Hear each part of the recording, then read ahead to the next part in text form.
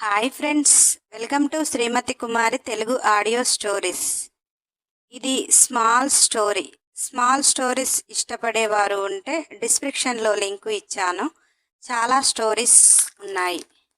ఇక ఈరోజు స్టోరీ కష్టమైన పెళ్లిలో ఇష్టమైన కాపురం. భుజపతి పెళ్లి చూపులకు వెళదాము అంటాడు. ఫణీందర్, డాడీ మీకు తెలుసు నేను శృతిని ప్రేమించాను అని. మళ్ళీ నాకు వేరే పెళ్ళి అంటే నా లవ్ని మీరు యాక్సెప్ట్ చేసినట్టే చేసి ఇప్పుడు నన్ను పెళ్లి చూపుల్లో కూర్చోబెట్టడం కరెక్టేనా అన్నాడు. భుజపతి, నువ్వు లవ్ చేస్తున్నా డాడీ అంటే అమ్మాయిని మన ఇంటికి తీసుకురా అని చెప్పిన వాడిని తను నీకు కరెక్ట్ కాదు అంటున్నాను అంటే ఆలోచించు అన్నాడు. ఫణీందర్, ఏ డాడీ, శృతిలో మీకేం నచ్చలేదు అని కోపంగా అన్నాడు. భుజపతి, అమ్మాయి మన ఇంటికి 3 times వచ్చింది. హ్యాండ్ వాష్ చేసుకునేటప్పుడు ట్యాప్ కూడా కట్ చేయటం లేదు. 1 time ఏమోలే కొత్త భయం అనుకున్నా. 3 times కూడా అలానే చూశాను. ఆడపిల్ల నీళ్లు వాడే దానిలోనే అమ్మాయి గుణం తెలిసిపోతుంది. ఇంట్లో వేస్ట్గా వాటర్ డ్రాప్ కూడా పడకూడదు అంటారు. అటువంటిది అసలు ఆ నీళ్ల విలువే తెలియదు. వాటిని పొదుపు చేయలేనిది రేపు నీ జీవితానికి సెట్ అవుతుంది అని నేను అనుకోవటం లేదు. ఫణీందర్, వాటర్ వేస్ట్ చేస్తున్నాము అని ఇక ఇంట్లో ఏ పని చేసుకోకూడదు, వాటర్ కూడా వేస్ట్ చేయకూడదు అంతేనా అన్నాడు. భుజపతి, అలా అనలేదు. ఇల్లు ఎంత శుభ్రంగా ఉంటే అంత లక్ష్మి, వాటర్ ఎంత పొదుపుగా వాడితే అంత లక్ష్మి. స్నానం చేయటానికి బకెట్ వాటర్ సరిపోతుంది లేదా 2. ట్యాంకు వాటర్తో స్నానం చేయరు కదా. ఫణీందర్, మరి అలా అంటే స్విమ్మింగ్ పూల్లలో ఎంత వాటర్ వేస్ట్ చేస్తున్నారు, దాన్నేమంటారు అన్నాడు. భుజపతి, అరే భగవంతుడు మనకెంత ఇచ్చాడో దాంట్లోనే మనం సర్దుకుని బ్రతకటానికి దారులు వెతకాలి. మనకు ట్యాంక్ వాటర్ ఇచ్చాడు, వాటిని మనం అవసరాలకు ఎంత పొదుపుగా వాడితే మన ఇంట్లో లక్ష్మి అంత ఇదిగా ఉంటుంది. మనకి ఇచ్చిన ట్యాంక్ వాటర్ని మొత్తం వేస్ట్ చేసుకుని ఇల్లుని గబ్బుగా ఒళ్ళుని గబ్బుగా ఉంచుకోమని ఎవరు చెప్పరు. అలాగే స్విమ్మింగ్ పూల్ వాటర్ వాళ్ళు వేస్ట్ చేస్తున్నారు అంటే అదేమీ వేస్ట్ కాదు, వాళ్ళది అదొక ఆనందం. వాళ్ళకి భగవంతుడు అంతా ఇచ్చాడు, మనం మన పరిధినే చూసుకోవాలి. అలా మనకున్న దాంట్లో శృతిని నీ జీవితానికి సెట్ అవ్వదు, కల్చర్కి అనుగుణంగా అని బట్టలు మార్పు వచ్చాయి. భర్తకు కనిపించాల్సిన శరీరాన్ని ఊరంతా చూపిస్తున్నారు. అక్కడ కూడా మనం తప్పు పట్టాల్సిన అవసరం లేదు. దాని మొగుడికే లేని బాధ చూసేవాళ్ళకి మనకెందుకు అని ఎంజాయ్ చేస్తున్నారు. అలా కూడా నేను శృతిని అనటం లేదు, కానీ మనిషి మనుగడ పంచభూతాలపై ఆధారపడి ఉంటుంది. అందులో మనకి ప్రధానమైనవి నీళ్లు. వాటిని వాడకంలో మన జీవితం, మన మనసు, మన మనస్తత్వం తెలిసిపోతుంది. నీ ప్రేమని గౌరవించాను, నాకు శృతి కరెక్ట్ అనిపించలేదు. నీ భవిష్యత్తు నా కొడుకుగా నేను పాడు చేయలేను. ఇక ఏదైనా ఉంటే నాకు నచ్చిన పావనిని, నీకు నచ్చలేదు అంటే నా వరకు నేను పావని నా కొడుకు జీవితానికి కరెక్ట్ అని పెళ్లి చూపులకు వెళ్తున్నాము. నువ్వు కాదు అంటే తనకే చెప్పు. నీ జీవితం నువ్వు నాశనం చేసుకుంటావు, బాగే చేసుకుంటావు, అక్కడికి కూడా నీ ఇష్టమే అని కష్టంగా పెళ్లి చూపులకు తీసుకుని వెళ్ళాడు. పావని చాలా బాగుంది. ఫణీందర్ ఇక తండ్రి చెప్తే వినటం లేదు కదా, పావనికి చెప్పాలి అనుకుని తనతో కాసేపు మాట్లాడాలి అన్నాడు. మాట్లాడుకోండి అని పెద్దలు అంగీకారం వచ్చాక అలా గార్డెన్లో తిరుగుతూ మాట్లాడుతున్నారు. చాలా కొద్దిగా స్థలం ఉన్నా కానీ రకరకాల మొక్కలతో ఏపుగా ఎదిగిన అందమైన పూలతో చాలా ముద్దుగా అనిపించింది ఆ గార్డెన్. ప్రతి ఒక్క మొక్క దగ్గర ఒక వేస్ట్ బాటిల్లో బోర్లాగా పెట్టి దానిలో వాటర్, దాని పాదు దగ్గర చక్కగా తడి ఉండి చెట్టు పచ్చగా ఉంది. గార్డెన్లోకి వచ్చిన ఫణీందర్, ఆ బాటిల్స్ ఎందుకు అలా పెట్టారు అన్నాడు.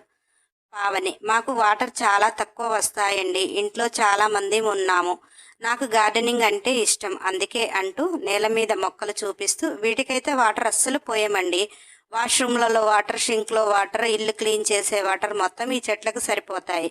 కుండీలలో మొక్కలకు అలా కొద్దిగా కొద్దిగా నీళ్లు పోస్తూ వాటిని పెంచుకుంటున్నాము. టైంపాస్ కోసం మొక్కలు అందంగా ఉంటే నాకు ఆనందంగా ఉంటుంది అన్నది. ఫణీందర్, ఏం చదువుకున్నారు అన్నాడు.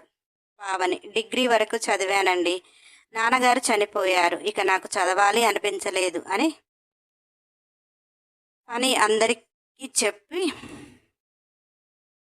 పనికి చెప్పి మనసులో బ్రతకాలని ఆశ లేదు, కానీ భూమి మీద ఉన్నన్ని రోజులు జీవితం గడవక తప్పదు కదా, అందుకే ఖాళీ లేకుండా ఏదో ఒకటి ఇంట్లో చేసుకుంటాను అని అనుకుంది. అలా ఇద్దరూ కాస్త మాట్లాడుకున్నాక ఫణీందర్, నేను నీకు నచ్చానా అన్నాడు. పావని: నాకు మాత్రమే నచ్చితే జీవితం కాదు కదండి, మీకు కూడా నచ్చితేనే మన జీవితం ముడిపడుతుంది అన్నది. ఫణీందర్: మీరు బాగా లేరు అని చెప్పటానికి ఛాన్స్ లేదు, మీ పద్ధతులు చూశాక మీ పద్ధతి నచ్చలేదు అని చెప్పటానికి ఛాన్స్ లేదు, కానీ నా మనసే నా దగ్గర లేదు. మా వాళ్ళకి చెప్పాను, వాళ్ళు కూడా తెలుసు శృతిని ప్రేమించాను, కానీ సడన్గా మా నాన్నగారు మీ నాన్నగారు ఫ్రెండ్ అని, మీ ఫాదర్ ఇప్పుడు లేడు అని, మిమ్మల్ని కోడలుగా చేసుకోవాలి అని ఆరాట పడుతున్నాడు.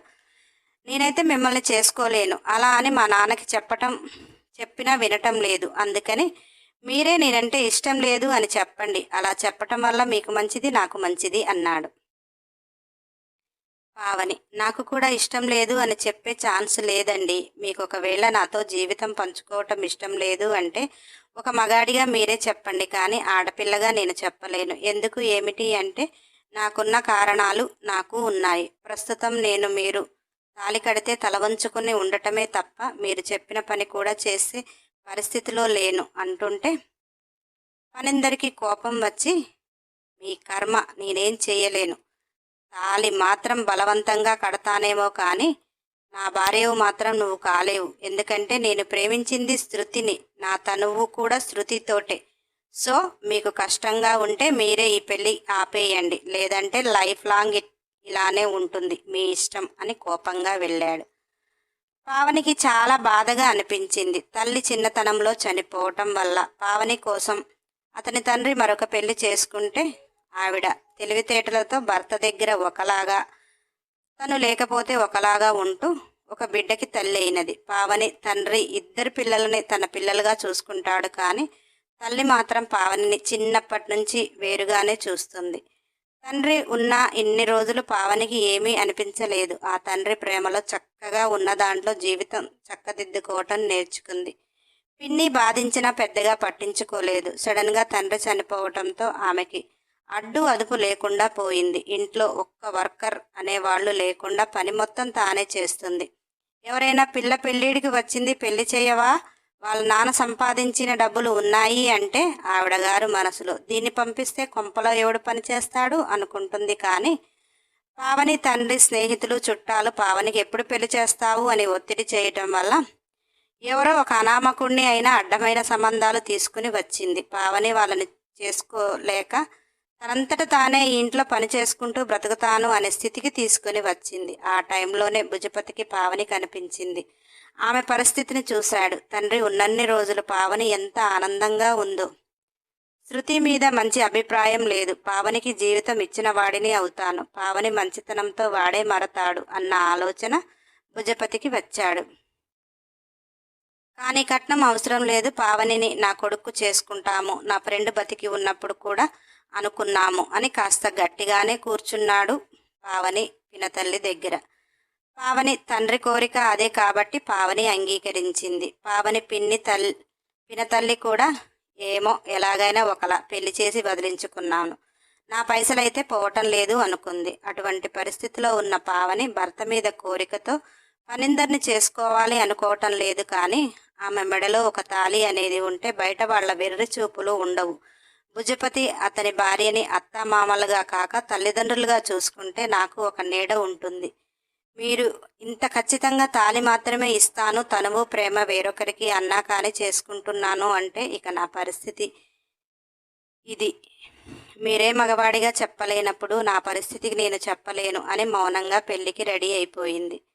ఫణీందర్ కోపంతో పావనిని పెళ్లి చేసుకున్నాడు. పెళ్లి ఆపమంటే ఆపలేదు కదా, నాకు ఈ మొగుడు వద్దు అనేలా చేస్తా చూడు అనుకున్నాడు.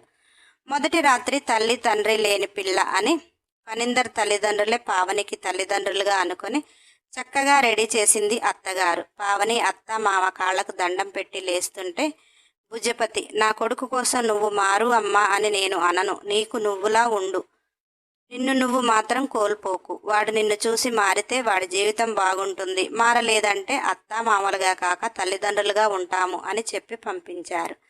పావనికి అదే మహాభాగ్యం. ఆమె పుట్టిన దగ్గర నుంచి ఇది పెట్టుకో అది పెట్టుకో అన్నవాళ్ళు లేరు. ఫణీందర్ తల్లి ముద్దుగా అలంకరిస్తుంటే ఆమెలో తల్లి కనిపించింది, తండ్రిలా భుజపతి. ఇదే నాకు మహాభాగ్యము అనుకుంది. రూంలోకి అడుగు పెట్టింది. పావనిని చూసిన ఫణీందర్ కోపం ఆ రోజు పెళ్లి వద్దని చెప్పమంటే వినకుండా ఇక్కడి వరకు తీసుకుని వచ్చింది. ఆమె ఒంటరిగా ఎప్పుడు చిక్కలేదు పెళ్లికి ముందు.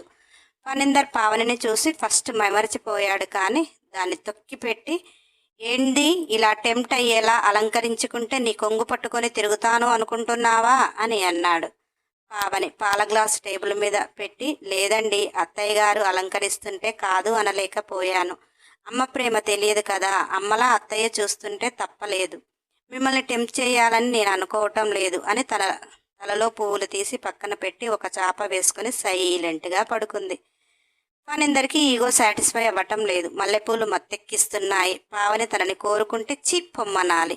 పావని అతని కోసం పరితపిస్తుంటే, నీకు ముందే చెప్పాను నా ప్రేమ శృతి అని గట్టిగా చెప్పాలి అని తాపత్రయపడుతున్నాడు.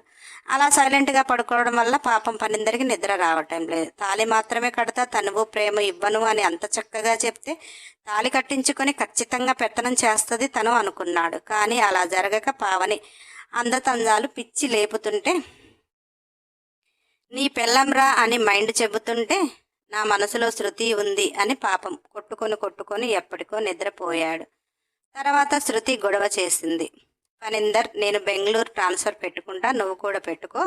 నేను అంతలా నా పెళ్ళానికి చెప్పినా వినకుండా పెళ్లిపీటలెక్కింది. మా నాన్నకు చెప్తే వినలేదు, ఆమెకి చెప్తే వినలేదు కదా, నేనేంటో చూపిస్తా, వస్తావా అన్నాడు. శృతి, ఏదేమైనా నన్ను అయితే పెళ్లి చేసుకోవు కదా, మీ అమ్మ నాన్న నిన్ను ఊరుకోరు కదా అని కోపంతో అన్నది. ఫణీందర్, వాళ్ళకి మన ప్రేమ తెలిసి కూడా పావనితో పెళ్లి చేశారు. పావనికి చెప్తే కూడా చేసుకుంది. తనంతట తానే వెళ్ళిపోతుంది, తనంతట తానే విడాకులు ఇచ్చిద్ది అనుకో, హ్యాపీగా మనం పెళ్లి చేసుకోవచ్చు. ఒకరితో మనకేంటి అన్నాడు. శృతి వస్తాను అన్నది. అలా పావనిని తీసుకుని కావాలి అని బెంగళూరు వెళ్ళిపోయాడు. తల్లిదండ్రుల దగ్గర ఉంటే పావని ఈ జన్మకు అతనికి విడాకులు ఇవ్వదు. పావనికి కోపం తెప్పించి రెచ్చబెట్టి ఆమె అంతటా ఆమె విడాకులు ఇచ్చిపోయేలా చెయ్యాలి అని ఫణీందర్ బెంగళూరు చేరాడు. అపార్ట్మెంట్లో సింగిల్ బెడ్రూమ్ తీసుకున్నాడు. ఆ పక్కనే శృతికి కూడా ఒక సింగిల్ బెడ్రూమ్ తీసుకున్నాడు. పావనికి శృతిని పరిచయం చేశాడు. ఈమె నా ప్రేమ అని గొప్పగా చెప్పాడు. పావని నవ్వి ఊరుకుంది. ఫణీందర్, ఇంట్లో పని నీట్గా చేయరాదు, మా డాడీని శృతిని రిజెక్ట్ చేశాడు, కానీ తాను జాబ్ చేస్తుంది, తనకేం అవసరం, నీలాంటి పని అమ్మాయిని తాను పెట్టుకుని చేపిస్తుంది తెలుసా అన్నాడు.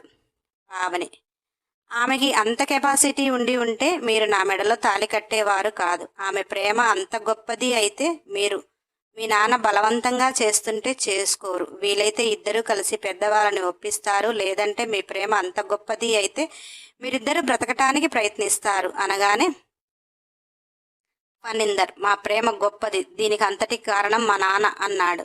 పావని, అందరికీ నచ్చి మీ నాన్నగారికి నచ్చలేదు అంటే మీరు మీ నాన్న మాట వినవలసిన అవసరం లేదు కదా. మీరు వెళ్ళి శృతి పేరెంట్స్ని అడిగి వాళ్ళ సపోర్ట్తో పెళ్లి చేసుకోవాల్సింది అనగానే, శృతి, నాకేం తక్కువ, వద్దు అని ఫణీందర్ తల్లిదండ్రులు అంటుంటే, మా పేరెంట్స్ కూడా జీవితాంతం వాళ్ళకి ఇష్టం లేకుండా పనితో ఎలా కాపురం చేస్తావు అన్నారు. అందుకే నేను కూడా సైలెంట్ అయ్యాను అంటుంటే, పావని, డ్రాప్ అయిపోయిన దానివి మరి ఇప్పుడెందుకు వచ్చావు? శృతి, నీతో డైవర్స్ తీసుకొని వాళ్ళ డాడీ చేసింది తప్పు అని నిరూపిస్తా అని చెప్పాడు. వాళ్ళ డాడీ తప్పు అంటే నేను కరెక్టే కదా, అందుకే వచ్చాను.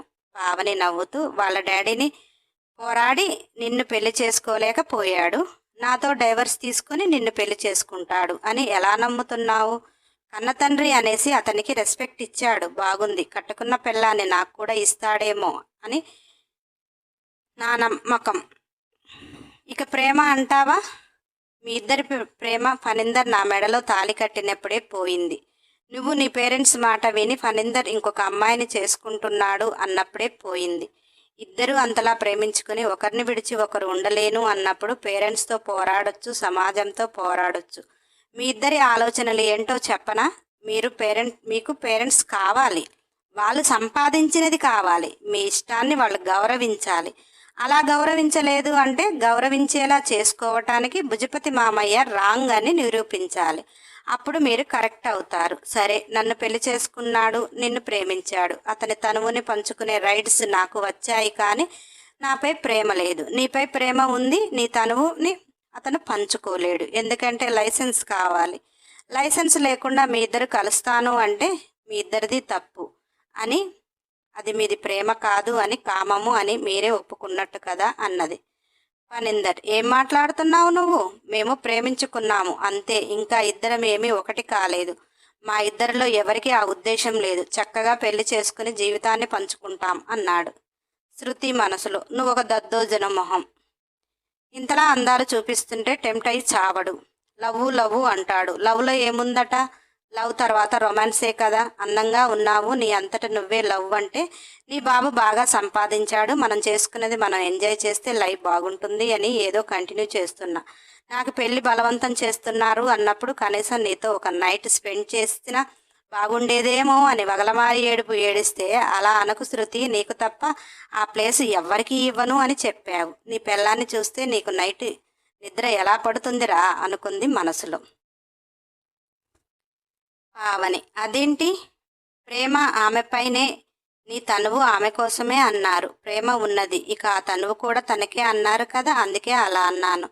అందుకే కదా పక్క పక్క ప్లాట్లు తీసుకుంది అంటుంటే శృతి, మా ప్రేమను చూసి నువ్వు కుళ్ళుకొని నీ అంతట నువ్వు పోతావని, అంతేకాని మేము పెళ్ళి చేసుకోకుండా ఒకటి అవ్వాలి అన్న ఆలోచన మాకేం లేదు అని కోపంగా అన్నది. పావని, మీది చక్కటి ఆలోచన. మీ ఇద్దరి ప్రేమ నిజమైన ప్రేమ అయితే నేనే మీ ఇద్దరికి పెళ్లి చేస్తాను అన్నది. ఫణీందర్, వావ్ సూపర్ ఇదైతే అన్నాడు. అలా ఆ రోజు నుంచి ఫణీందర్ శృతి ఇద్దరు ఒక ఆఫీసులోనే చేసేది కనుక ఫణీందర్ బైక్పై వెళ్ళటం రావటం చేస్తుంది. పావని ఇల్లు చక్కబెట్టుకుంది. సింగిల్ బెడ్రూమ్ అయినా సన్ రైజ్ వచ్చిన దగ్గర మొక్కలు పెట్టుకుని ఆ ఉన్న ఇంటిని చాలా నీట్గా ఉంచుకుంది. వీళ్ళిద్దరు చేసే కంపెనీలోనే ఏదో ఒక చిన్న జాబ్ అయినా చెయ్యాలి అనుకుని ఆ కంపెనీ ఎండీని కలిసింది. తనకు పెద్దగా చదువు లేకపోయినా నేర్చుకుని ఏదైనా చెయ్యగలను అని చెప్పింది. ఆ ఎండి పావని అంత అందంగా ఉన్నా కానీ కొంచెం గర్వం కూడా లేకుండా అనుకువైన మాటలు నచ్చాయి. పావని మెడలో నల్లలు పాపెట్లో బొట్టు చూసి, మీ హస్బెండ్ ఏం చేస్తారు అని అడిగాడు. పావని, మీ కంపెనీలో మేనేజర్గా చేస్తున్నాడు ఫణీందర్ అనగానే ఆ ఎండి ఒక్కసారిగా షాక్ అయ్యి, అదేంటి ఫణి శృతి ఇద్దరు లవర్సు కాబోయే భార్యాభర్తలు అనుకుంటున్నారు స్టాప్ అంతా అన్నాడు. పావని నవ్వుతూ, నేను డైవర్స్ ఇస్తే చేసుకుంటారు, వాళ్ళ లవ్ ప్యూర్ అయితే నేను డైవర్స్ ఇస్తా అన్నది. ఎండి ఆశ్చర్యపోతూ, మీకు అన్నీ తెలుసా అంటే పావని, నాకు పెళ్లికి ముందే చెప్పాడు నా పరిస్థితి బాగాలేదు, మా మామగారికి శృతి పెద్దగా నచ్చలేదు, ఒకవేళ వీళ్ళిద్దరు లవ్ ప్యూర్ అయితే అతనికి సర్ది చెప్పి నేనే తప్పుకుంటా అనగానే ఎండికి ఆమె పరిస్థితికి జాలిగా అనిపించింది. ఏదేమైనా పావని పద్ధతి నచ్చింది. 1 నెల రోజులు వర్క్ నేర్చుకోండి, తర్వాత ఏ వర్క్ చేయాలో చెప్తాను అని క్లర్క్ని పిలిచి ఫలానా సెక్షన్లో తనకు వర్క్ నేర్పించండి అని పంపించాడు. ఆ రోజు ఫణీందర్ ఇంటికి వచ్చే వరకు పావని రాలేదు. పావని తన ఆఫీసులో జాయిన్ అయింది అన్న సంగతి అతనికి తెలియదు. వర్క్ నేర్చుకుంటుంది కాబట్టి కాస్త లేట్ అయింది. రోజు అతను వచ్చే వరకు చక్కటి కాఫీ ఇవ్వటం, తాను ఫ్రెష్ అయి వచ్చే వరకు బట్టలు రెడీ చేసి పెట్టడం, చక్కగా వంట చేసి పెట్టడం అన్నీ చేసేది. ఈరోజు కాఫీ లేక శృతి ఫ్లాట్కు వెళ్ళాడు. శృతి, కాఫీ పెట్టవా అన్నాడు. శృతి, పని, నాకు కాఫీ పెట్టరాదు. అలా అంటే మనం వచ్చేటప్పుడు కాఫీ డేలో కాఫీ తాగి వద్దాం కదా అన్నది. పని, అంటే నువ్వు ఇంట్లో ఏం ప్రిపేర్ చేసుకోవా అన్నాడు. శృతి, లేదు పని, తాగాలి అనిపిస్తే బయట తాగుతా, ఫుడ్ ఏదైనా ఆర్డర్ పెట్టుకుంటా, నేనైతే ఆ వంటగదిలోకి వెళ్ళను, నా వల్ల కాదు. అయినా నీ పిల్లం విడిపోయింది అని ఎటకారంగా అడిగింది. ఫనీ, నాకేం తెలుసు, నేనేమైనా తన గురించి ఏ రోజైనా పట్టించుకున్నానా? ఇంట్లోకి డైలీ ఏం పడతాయి అనేది చిన్నప్పటి నుంచి తెలుసు. అమ్మ వంట చేస్తుంది, అలా తెచ్చి పెడుతున్నా. పావని నేను ఏది తెస్తే అది సైలెంట్గా చేస్తుంది, అక్కడ పెడుతుంది. సరే బయటికి వెళ్దామా అన్నాడు. శృతి, లేదు ఫనీ, నాకు ఓపిక లేదు అన్నది. ఫనీ సరే అని తన ఫ్లాట్కి వచ్చాడు. అప్పుడు పావని చాలా టైర్డ్ అయిపోయి ఇంటికి వచ్చింది.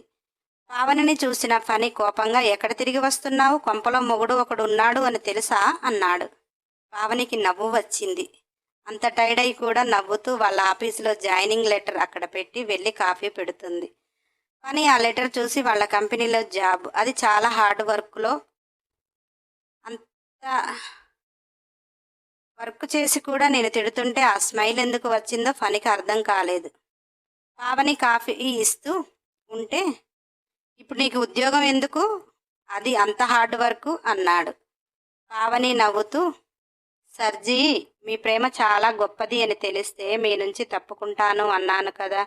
మరి నేను నీ నుంచి తప్పుకున్నప్పుడు అమ్మా నాన్న లేరు, కట్టుకున్న భర్తని నేనే వేరే ఆవిడకి త్యాగం చేసి బ్రతకాలి అంటే ఆ మాత్రం నేను కష్టపడాలి కదా. అది మీ ఆఫీస్లోనే, ఎందుకంటే మీ ప్రేమ గొప్పతనం చూడవచ్చు అని మాత్రమే. మీ ఇద్దరిని నేను కలిపిన రోజు అక్కడి నుంచి వెళ్ళిపోతానులే, మీరేమి కంగారు పడకండి అంటూ తాను ఫ్రెష్ అవ్వటానికి వెళ్ళింది. మనందరికీ బాధగా అనిపించింది. అది ఎందుకు అంటే పావని వర్క్ సెక్షన్ చాలా హార్డ్. అంత హార్డ్ వర్క్ చేసి వచ్చి కూడా ఓపికతో తను అతని కోసం కాఫీ పెట్టి మరీ ఇచ్చింది. ఆమె సంపాదించుకున్నప్పుడు అతనికి చేసి పెట్టవలసిన అవసరం లేదు, బంధంతో ఉంది, అందుకే బాధ్యతగా చేసింది. అసలు ఆమెకు వర్క్ చేయాల్సిన అవసరం లేదు, కానీ ఫణీందర్ నుంచి విడిపోతే ఆమె బతకాలి కదా అన్న ఆలోచనతో ఫ్రెష్ అయ్యి వంట చేసి కొంచెం బడలికగా ఉండి నిద్రపోయింది. ఫణి బయటకు వెళ్ళి వచ్చాడు. నిద్రపోతుంది అని టేబుల్ మీద ఫుడ్ చూసి కూర్చునే టైంలో శృతి వచ్చింది. ఏ ఫణి, మనం డిన్నర్కి బయటికి వెళ్దామా అని నీట్గా తయారై మరీ వచ్చింది. ఫణి, నేను ఇప్పుడే బయట నుంచి వచ్చాను, ఇక ఓపిక లేదు అంటే శృతి చిన్నబుచ్చుకుంది. ఫణి, ఇక్కడ కూడా ఇద్దరమే కదా, తిను అని ప్లేటు పెట్టి వడ్డించాడు. స్మెల్ అదిరిపోయింది. శృతి లొట్టలు వేసుకుని తిన్నది. ఇద్దరూ కలిసి శుభ్రంగా తిని కనీసం అవి సింక్లో కూడా వేయకుండా కాసేపు కబుర్లు చెప్పుకొని శృతి వెళ్ళిపోయింది. ఫణి సోఫాలో నిద్రపోయాడు. ఎందుకంటే ఈరోజు పావని అలా నడుం వాల్చింది. బెడ్పై అలాగనే నిద్రపోయింది. రోజు తన కింద పడుకునేది. పావనికి ఆకలిగా అనిపించి లేచింది. సోఫాలో నిద్రపోతున్న ఫణిని చూసి టేబుల్ మీద చూసింది. ఏమీ లేవు. కొన్ని పాలు వేడి చేసుకుంది. తాగి ఎలాగో సోఫాలో పడుకున్నాడు కదా అని పోయి బెడ్ మీద నిద్రపోయింది. త్వరగా వెళ్ళాలి అని రోజు కంటే ముందుగానే లేచి వంటగదిలో పని చేస్తుంటే ఫణి మేల్కొన్నాడు. వెళ్ళి బెడ్రూమ్లో నిద్రపోతున్నాడు. పావని టిఫిన్ చేసి తాను తిని ఫణి వరకే కొంచెం పక్కన పెట్టి తాను లంచ్ బాక్స్ పెట్టుకుని అతనికి కూడా బాక్స్ రెడీ చేసి అంతా నీట్గా చేసి వెళ్ళిపోయింది. ఫణి లేచే వరకు పావని లేదు. శృతి రెడీ అయి వచ్చింది. టేబుల్ మీద అతని వరకే చూసి, శృతి, నేను క్యాంటీన్లో తింటాలే, టిఫిన్ నువ్వు తిను అన్నది.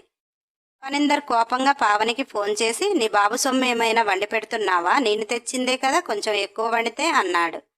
బస్ జర్నీలో కిక్కిసలాడుతూ ఉన్న పావనికి ఫణి ఆమెకు ఫోన్ చేయటమే అరుదు. అయినా పాపం సంతోషంగా ఎత్తింది. ఆ మాట అనగానే, సర్జీ, నేను మీకు మాత్రమే అయితే సర్వెంట్ను అవుతానేమో, నీ ప్రేయసికి నేను సర్వెంట్ని కాదు కదా, నేను అనవసరమైన వాళ్లకు చేసి పెట్టలేను, నాలాంటి దాన్ని నీ ప్రేయసి పని మనిషిగా పెట్టుకుంటుంది అన్నావు కదా, పెట్టుకోమను. మీకు కూడా నేను వంట చెయ్యొద్దు అంటే సాయంత్రం వచ్చేటప్పుడు నా గ్రోసరీ నేను తీసుకుని వస్తాను, నా వరకే వంట చేసుకుంటాను. ఇంకా నేను డైవర్స్ ఇవ్వలేదు కాబట్టి మీరు తెచ్చారు, నేను వండాను, ఇంతకంటే ఇంకొక మాట మీరు నన్ను అనవలసిన అవసరం లేదు అని ఫోన్ కట్ చేసింది. ఆ మాటలు మొత్తం శృతి విన్నది. ఫణీందర్, నువ్వు ఒక మెయిడ్ని పెట్టుకోవచ్చు కదా, ఆ బయట తిండి హెల్త్కి అంత మంచిది కాదు అన్నాడు. శృతి మనసులో, నా శాలరీ నా షాపింగ్లకు నా బ్యూటీ మెయింటెనెన్స్కే సరిపోవట్లేదు, ఇంకా ఆమెకి ఎక్కడ పెట్టను అనుకొని, ఇక్కడ పని మనిషి దొరకటం కష్టమే, దొరికినా నా జీతం మొత్తం లాగేసే అంత అడిగారు, అందుకే మూసుకొని బయట తింటున్నాను అని నువ్వు తినిరా అని అంటుంటే ఫణీందర్, నువ్వు టిఫిన్ చేయి, ఈ లంచ్ బాక్స్ తింటా, ఇద్దరము మధ్యాహ్నం క్యాంటీన్లో తిందాంలే అన్నాడు. శృతి, నువ్వు బయట ఫుడ్ తినవు కదా అంటేను, రేపు నిన్ను కట్టుకుంటే నువ్వు చేసి పెట్టవు కదా, అలవాటు చేసుకుంటాను అన్నాడు. అలా ఇద్దరు అక్కడ అది శుభ్రంగా తిని క్లీన్ కూడా చేయకుండా ఫణీందర్ బైక్పై శృతిని తీసుకొని వచ్చాడు. శృతి ఫ్రెండ్తో వెళ్తూ, మన ఆఫీసులో నిన్న పావని అనే అమ్మాయి జాయిన్ అయింది, చాలా బాగుంది మనిషి, ఎండి గారు తన మీద కాస్త ఇంట్రెస్ట్ ఉన్నారు అనేది టాక్, మనం ఎంతమంది కూడా ఎండి గారిని పడేయలేకపోయాము, కానీ ఒక్క రోజులోనే భలేగా పడేసింది అని చెప్తుంటే శృతికి తెలుసు అది పావని అని. అంతలా మినీ డ్రెస్సులు వేసుకుని ఎక్స్పోజింగ్ చేస్తేనే సార్ మన మొహం చూడడు, నిండుగా చీర కట్టిన ఆమెలో ఏమి కనిపించిందో ఏమోలే అని శృతి వెటకారంగా అన్నది. అలా లంచ్ టైంకి అందరూ మెస్కి వచ్చారు. పావని కూడా తన లంచ్ బాక్స్ తీసుకుని వచ్చింది. అక్కడికి రాగానే పావని క్లాస్మేట్ పరుగున వచ్చి పావనిని హగ్ చేసుకుంది. అప్పటికి ఫణీందర్ శృతి కూడా అక్కడికి వచ్చారు. పావని నువ్వేంటే ఇక్కడ అని అడిగితే పావని ఫ్రెండ్ ఎండి కేసి చూస్తుంటే అతను కూడా క్యాంటీన్లోకి వచ్చాడు. ఎప్పుడూ రాడు పావని ఫ్రెండ్.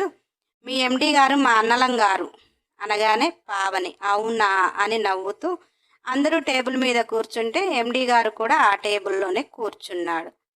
ఇక్కడ ఫణీందర్ సలసలసల కాగిపోతున్నాడు. ఎందుకనేది అతనికే తెలియటం లేదు. క్యాంటీన్లో ఫుడ్డే ఇరిటేషన్ తెప్పిస్తుంది అంటే పావని హ్యాపీగా నవ్వుతూ తన ఫ్రెండ్తో మాట్లాడుతుంటే ఎండి గారు పావనిని అపురూపంగా చూస్తున్నారు. అదన్నమాట మంట. పావని ఫ్రెండు నువ్వు వంట సూపర్గా చేస్తావు అని నీ వంట తినటానికి వచ్చాను అని పావని చేతిలో బాక్సు తీసుకొని ఎండికి సగం ఇచ్చేసి ఫ్రెండ్ సగం తినేసి ఎండి ఆర్డర్ చేసిన ప్రోటీన్ జ్యూస్ పావని చేతికిచ్చి సారీనే ఎప్పుడు మేము ఈ గడ్డి తింటున్నాం కదా నీ చేత వంట నీకు లేకుండా తిన్నందుకు సారీ చెప్తున్నా. నీ మ్యారేజ్ లైఫ్ ఎలా ఉంది?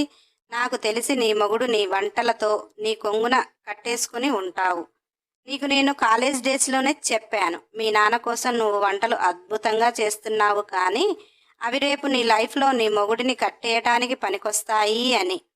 నవ్వుతుంటే పావని ఫణీందర్ని చూస్తుంది. ఫణీందర్ దాని మొగుడిని ఎదురుగా ఉన్నాను, మా పెళ్ళికి కూడా వచ్చావు కదా, కనీసం నన్ను చూసి కూడా చూడనట్టుగా ఎందుకు ఉంది పావని ఫ్రెండు అని ఆలోచిస్తున్నాడు. అలా ఎండి అందరితో తను మా చెల్లి ఫ్రెండ్ అని పావనికి నేను జాబ్లోకి తీసుకోలేదు. తనలో ఉన్న ఓపిక తన టాలెంట్ని చూసి తీసుకున్నాను. తనని ఎవరు హట్ చేసినా మాత్రం పనిష్మెంట్ ఉంటుంది అని గట్టిగా చెప్పి వెళ్ళిపోయాడు. పావని ఫణీందర్ భార్యగా ఎవరికీ తెలియదు కానీ ఎండి ఇంట్రెస్ట్ చూపిస్తున్నాడు. పావని హస్బెండ్ ఎవడో వేస్ట్ ఫెలోగాడు అన్నట్టు ఆఫీసులో టాక్ మొదలైంది. పావని వర్క్ నేర్చుకుంటూ అందరితో ఫ్రెండ్లీగా ఉంటుంది. వర్క్ చాలా సిన్సియర్గా చేస్తుంది. అందరూ పావని మాటలకు తమ ఇంటి ఆడపిల్లలా చూసుకుంటున్నారు. అందులో ఎండి గారికి పావని కాస్త స్పెషల్ కాబట్టి లైఫ్ ముందు ఎలా ఉంటుందో అని అందరూ కూడా పావనికి రెస్పెక్ట్ ఇస్తున్నారు. పావని రెస్పెక్ట్ నాకేం అవసరం లేదు, జస్ట్ ఫ్రెండ్షిప్ అంటూ ఎంత ఆఫీస్లో వర్క్ ఉన్నా ఇంటికి వస్తే అన్నీ కరెక్ట్గా టైంకు చేయటం, తన ఇల్లు ఎప్పుడు నీట్గా ఉంచుకోవటం అన్నీ చేస్తుంది. శృతి ఫ్రెండ్ ఫణీందర్ని ఎప్పుడు చేసుకుంటావు అని అంటే ఆ రోజు ఫణీందర్ పావని భార్యాభర్తలు అని చెప్పక తప్పలేదు. ఆమె డైవర్స్ ఇస్తే చేసుకుంటాము అన్నది. శృతి ఫ్రెండ్ మనసులో పావని దరిద్రం వదిలిపోతుంది ఫణీందర్కి డైవర్స్ ఇస్తే. అందుకే ఎండి గారు అంత రెస్పెక్ట్ తనకిస్తున్నారు. ఈ దరిద్రుడికి ఒక ప్లాట్లో శృతి బాయ్ ఫ్రెండ్తో ఎంజాయ్ చేస్తుంటే బకరాగాడిల ప్రేమ అంటున్నాడు. బంగారం లాంటి పెళ్ళాన్ని వదులుకుంటున్నాడు. వీడింత దరిద్రపుడు లోకంలో ఎవడూ లేరు అనుకుంది. ఎందుకో పావని మనస్తత్వం అక్కడ స్టాఫ్ అందరికీ చాలా నచ్చుతుంది. అటువంటి అమ్మాయి రేపు ఎండి గారు ఆహ్వానించినా వెళ్తుంది అనిపించలా. ఆ ఫణిగాడికి పావని విలువ తెలియాలి, శృతి ఎటువంటిదో తెలియాలి అనిపించింది. అందుకే శృతి ఫ్రెండ్ నవ్వుతూ పావని నిజంగా ఫణీందర్కి డైవర్స్ ఇస్తే ఏమవుతుందో చెప్పనా? వాడు నీపై పిచ్చి ప్రేమతో ఉన్నాడు కదా, ఆ ప్రేమతోనే కదా బంగారం లాంటి పెళ్ళాన్ని వదులుకుంటున్నాడు అంటే తర్వాత ఆలోచించు నీ పరిస్థితి. పావని డైవర్స్ ఇస్తే ఆమె లైఫ్ హ్యాపీగా, ఎందుకంటే ఎండి గారు తన జీవితంలోకి ఆహ్వానిస్తారు. ఆమె లైఫ్ హ్యాపీ. కానీ మరి నీ లైఫ్? ఫణీందర్కి బయట ఫుడ్ పడదు, నువ్వు వంట చేయవు, నీకు లగ్జరీలు కావాలి. ఫణీందర్ ప్రేమ అనే సెల్లులో లాకప్లో వేస్తాడేమో అంటుంటే శృతి ఫణి అలా చేసేలా ఉంటే నేనే డైవర్స్ ఇస్తా అన్నది శృతి ఫ్రెండ్. అప్పుడు నీకు డైవర్స్ ఇవ్వాలి అంటే ఆల్రెడీ అతని జీవితంలో భార్యని వెళ్ళగొట్టి నువ్వు ఆ ప్లేస్లోకి వచ్చి ఇప్పుడు నువ్వు వెళ్ళిపోతాను అంటే నిన్ను సమాజమైనా ఎవరైనా ఏమంటారు? ఒకసారి ఆలోచించు. వాడితో జీవితం మొదలుపెట్టి వదిలించుకునేదానికంటే అదేదో ఇప్పుడే రూమ్కి దొంగతనంగా పిలుస్తున్నావు కదా, వాడిని దొరలాగా యాక్సెప్ట్ చేశావు అంటే వీడు నీ జీవితంలో ఉండడు. నువ్వు ఇంకొక ఆడపిల్ల జీవితాన్ని చెడగొట్టిన దానివి కాదు. సరే, నువ్వు ఫణీందర్ మీద ఆశతో ఉన్నావనుకో, పావని లైఫ్ బ్యూటిఫుల్గా ఉంటుంది తప్ప నీ అంత చండాలంగా అయితే ఉండదు అని అది నీకు కూడా తెలుసు, నాకు తెలుసు. తప్పని ఒప్పుకోవాలి అన్నది. శృతికి కూడా ఫణీందర్ ఈ మధ్య నచ్చటం లేదు. ఎందుకంటే పావని వద్దు అంటాడు, ఆమె చేసే పని ప్రతీది మెచ్చుకుంటాడు. ఆ పని చూపిస్తూ శృతిని ఏదో ఒకటి అంటాడు. రేపు ఇద్దరు కలిసి జీవితం మొదలు పెడితే పావని ఫణీందర్ని తలుచుకుంటుందో లేదో తెలియదు, కానీ ఫణీందర్ మాత్రం ప్రతి క్షణం తలుచుకుంటాడు. ఆయన ఎండి అంత ఇంట్రెస్ట్ చూపిస్తున్నాడు, పావనికి అంత అదృష్టం ఎందుకు ఇవ్వాలి, ఈ ఫణీందర్ దగ్గరే లైఫ్ స్ట్రక్ చేయాలి అనుకుని ఫణీందర్కి దూరంగా ఉండాలి అనుకుంది. అలా ఆ రోజు ఫణీందర్తో నేను బయటికి వెళ్తున్నాను, మీరు ఫ్లాట్కి వెళ్ళిపోండి అని మెసేజ్ చేసింది. ఫణి అదేంటి అని అన్నాడు. నాకు హెడేక్ అని పెట్టేసింది. ఆ రోజు ఆఫీస్ అయిపోయాక ఫణి వెయిట్ చేస్తున్నాడు. పావని వస్తుంటే రా వెళ్దాము అన్నాడు. పావని చుట్టూ చూసింది. శృతి లేదు. ఆమె భారంగా శ్వాస తీసుకుని వేరే వారి ప్లేస్ నేను తీసుకోవాలి అనుకోవటం లేదు, నాకు బస్కి టైం అవుతుంది, వెళ్తున్నాను అని కొద్దిగా ముందుకు వెళ్ళగానే ఫణీందర్ ఆమె చెయ్యి పట్టి లాగేసి ఏంటే నేను నీ మొగుణ్ణి అన్నాడు. పావని చెయ్యి గట్టిగా విదిలించి మొగుడు అంటే నాతోటి కలకాలం ఉండాలి, మీరు ఉండరు కదా, మీ వెనక ప్లేస్ నాదే అని మీరు కన్ఫర్మ్గా చెప్తే వచ్చి కూర్చుంటాను, ఈరోజు ఖాళీ ఉంది అని కూర్చోమన్నారు, రేపు నేను బస్కే వెళ్ళాలి కదా, నాకు అవసరం లేదు అని కోపంగా వెళ్ళిపోయింది. ఫణీందర్ పెళ్లి జరిగిన రోజు నుంచి చూస్తూనే ఉన్నాడు పావనిని. అతన్ని ఏ మాత్రం ఇబ్బంది పెట్టడం లేదు. నేను ప్రేమించాను అంటే మీ ప్రేమను నేను గౌరవిస్తాను అని తన పరిధిలో తాను ఉంటుంది. ఆమెలో ఫస్ట్ నుంచి ఏ మార్పు లేదు, తనలోనే చాలా మార్పులు అతనికి అర్థం కాకుండా వస్తున్నాయి. తను అంత కష్టపడుతుంది, ఇంటికి వచ్చి కూడా అన్ని చేసి పెడుతుంది బాధ్యతగా. తండ్రి లేడు, నా అనేవారు లేరు, ఒక తాలి బంధానికి గౌరవించి అతనితో ఉంటుంది. రేపు ఆమెను వదిలేస్తే పావని ఏమైపోతుంది, ఆమె మనసుని గ్రహించిన వాడు. అలా అని ప్రేమించిన శృతిని మోసం చేయాలి అనిపించలా. శృతికి ఏ పని వచ్చినా రాకపోయినా ప్రేమించాను, మోసం చేయకూడదు అని అతని ఆలోచన. అతను వస్తుంటే శృతి వేరే అతని బైక్పై వెనక కూర్చొని మొత్తంగా అతనిపై వాలిపోయి గట్టిగా హగ్ చేసుకుని వెళుతున్నది చూసి హెడేక్ అని ఇంటికి వెళ్ళింది. టాబ్లెట్ తీసుకుని వెళ్దాము అనుకున్నవాడు ఆ బండిని ఫాలో అయ్యి బైక్ ఎదురుగా పెట్టాడు. శృతి ఏంటి ఫణి అని కోపంగా అన్నది. ఫణీందర్ శృతి నువ్విలా వేరే అతని బైక్పై మరీ అంత క్లోజ్గా మనిద్దరం లవ్ చేసుకొని కూడా ఇంతవరకు అంత క్లోజ్గా మూవ్ అవ్వలేదు, లైఫ్కి ప్లాన్ చేసుకున్నాం, కానీ ఏంటిది నువ్వు చేసేది అన్నాడు. శృతి కోపంగా నువ్వు కూడా నీ పిల్లంతో రూమ్లో ఉంటున్నావు కదా, ఏం చేస్తున్నావో నేను చూస్తున్నానా, ఆయన రేపు మన ప్రేమ గెలిపించుకోవటానికి పెళ్లి చేసుకుంటే నువ్వు పద్దాక పావని జపం చేస్తావు, ఆ జపాన్ని వినలేను, మన ఇద్దరం పెళ్లి చేసుకుంటే ఆమెకేదో నేను అన్యాయం చేశాను అని ఎక్కడో కాదు మన ఆఫీసులోనే నా మొహాన ఉమ్మేస్తారు, ఇక మన లవ్కి బ్రేకప్ చెప్పుకుంటే చాలా మంచిది, నువ్వు పద అంటూ బైక్ మీద అతన్ని కొట్టి హగ్ చేసుకుని వెళ్ళిపోయింది.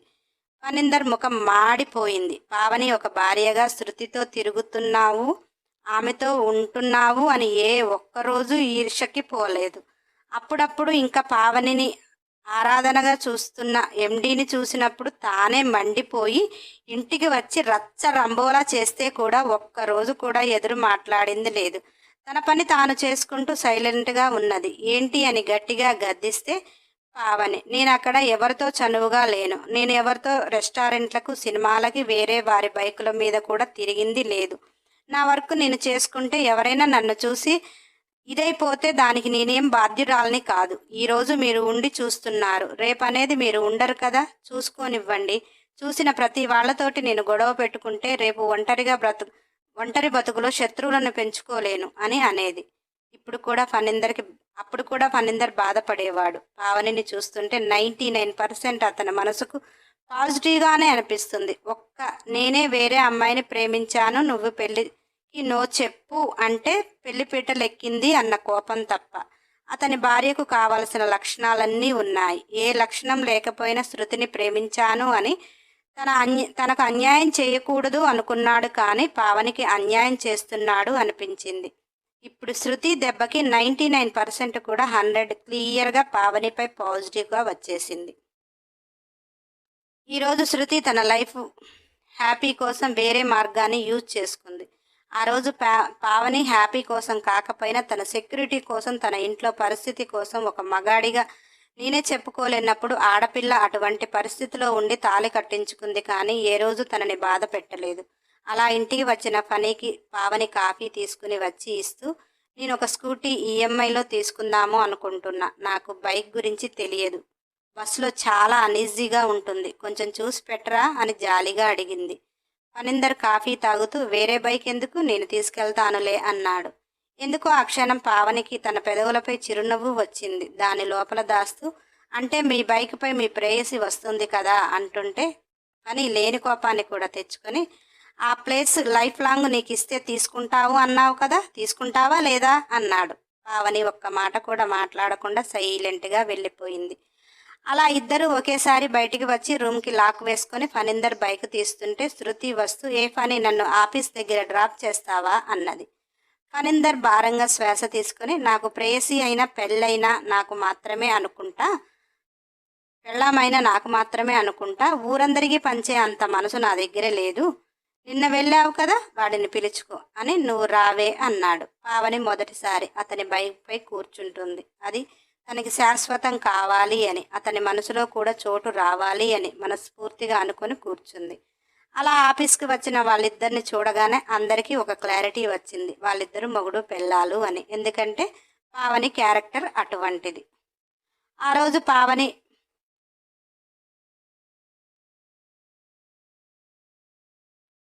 ఆ రోజే పావనికి ప్రమోషన్ కూడా వచ్చింది. ఆ రోజు ఎండి గారు స్టాఫ్ అందరికీ పార్టీ అరేంజ్ చేశాడు. ఇక స్టాఫ్లో మొత్తం ఒకటే టాకు. ఆ రోజే పావనికి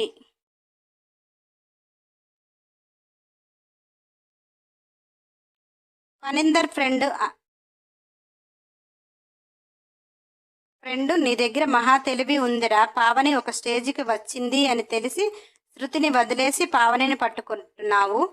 పిచ్చి పావని, శృతి ఎంత తెలివితేటలు లేవు అన్నట్టుగా మాట్లాడగానే ఫణీందర్కి ఎందుకో పావని లైఫ్ స్పాయిల్ చేస్తున్నాడేమో అనిపించింది. ఆ పార్టీలో కూడా ఉండాలి అనిపించక ఫణీందర్ వెళ్ళిపోతుంటే పావని పరుగున వచ్చి, అదేంటి నన్ను తీసుకుని వెళ్లకుండా వెళ్తున్నారు, మీకు ఏదైనా అర్జెంటు పని ఉంటే బస్సుకు వెళ్ళమనైనా చెప్పొచ్చు కదా అన్నది.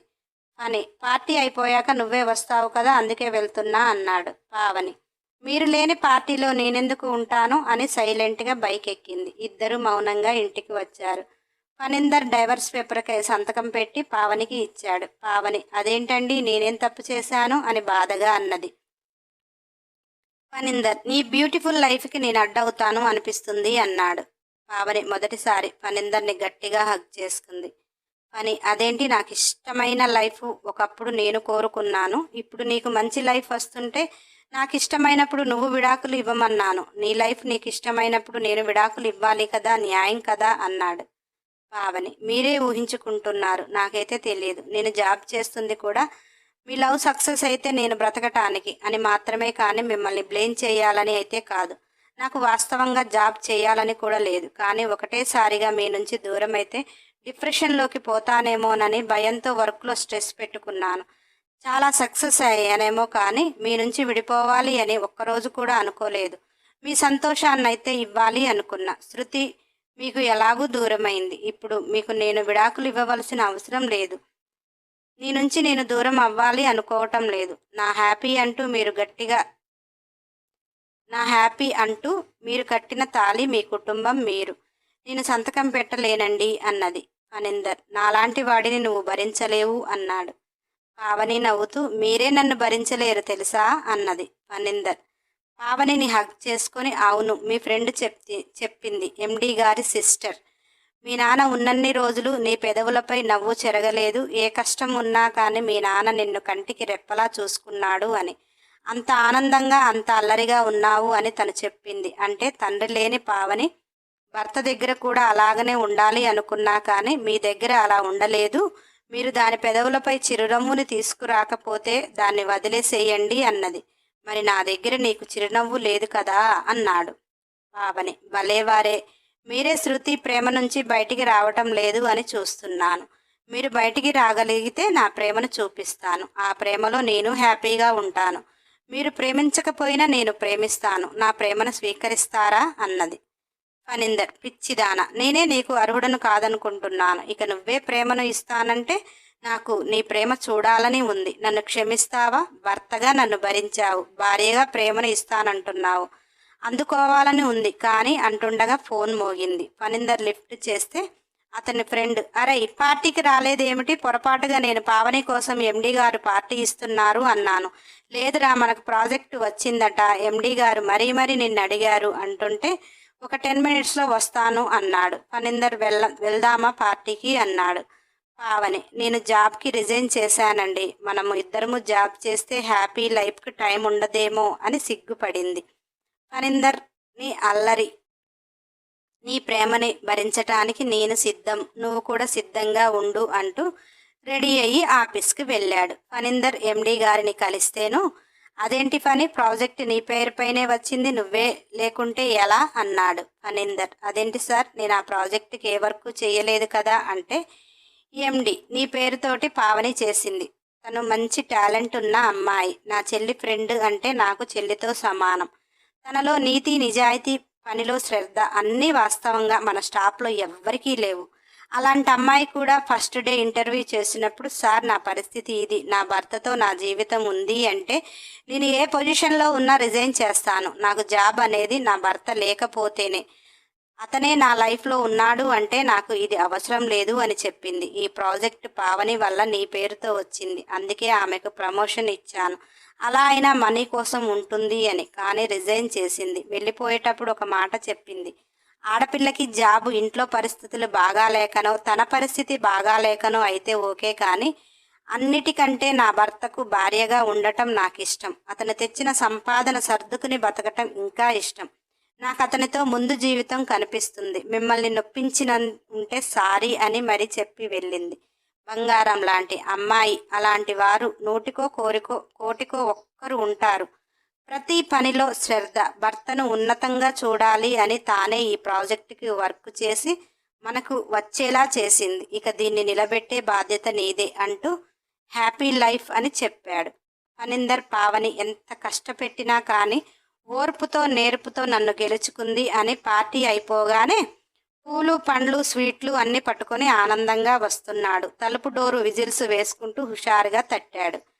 భుజపతి తలుపు తీసి కళ్ళెగరేశాడు. ఫణీందర్కి సిగ్గుగా అనిపించి, ఎప్పుడొచ్చారు డాడీ అని ఇంట్లోకి వచ్చాడు. తల్లి, ఇప్పుడే గాని, త్వరగా రెడీ అవ్వు, అన్నవరం వెళ్దాము అన్నది. ఫణీందర్ హుషారు మొత్తం ఉష్కాకి అయినది. ప్రతి రాత్రి పావని అందచందాలు చూసి అతని బాడీ గోల చేయటం, మనసుతో అదుపు చేయటం సరిపోయింది. ఈరోజు ఏ అదుపు చేయక్కర్లేదు అని వచ్చేవరకే ఇంట్లో ఇలా అనేసి మౌనంగా రెడీ అయ్యాడు. ఇద్దరితో చక్కగా అన్నవరంలో సత్యనారాయణ స్వామి వ్రతం చేపించి హనీమూన్ టికెట్లు తండ్రి అతని చేతిలో పెట్టాడు. ఫణీందర్ పెళ్లి కష్టంగా చేసుకున్నాడు, కానీ కాపురం మాత్రం అతని మనసా వాచ ఇష్టంగా మొదలు పెట్టుతున్నాడు. పెద్దలు కొన్ని ఎందుకు చెప్తారు, అర్థం చేసుకుంటే లైఫ్ హ్యాపీగా ఉంటుంది. అలా పావని ఫణీందర్ చక్కని దాంపత్య జీవితంలో అన్యోన్యంగా ముందుకు సాగుతున్నారు. ఫణీందర్కి తండ్రి అనుభవం అతని జీవితానికి పూల బాట వేసింది అనుకున్నాడు. చిన్నైనా పెద్దయినా మంచి మాట చెప్తే వినాలి అని నానుడి మాట. మరొక కథ కోసం సబ్స్క్రైబ్ చేసుకొని వారు ఉంటే చేసుకొని ఖచ్చితంగా ఒక లైక్ చేయండి, కంపల్సరీ కామెంట్ ఇవ్వండి, వీలైతే షేర్ చేయండి. మన ఛానల్లో కంప్లీట్ అయిన స్టోరీలు చాలా ఉన్నాయి, ప్లేలిస్ట్లో పెట్టాను, నాన్ స్టాప్గా వినండి.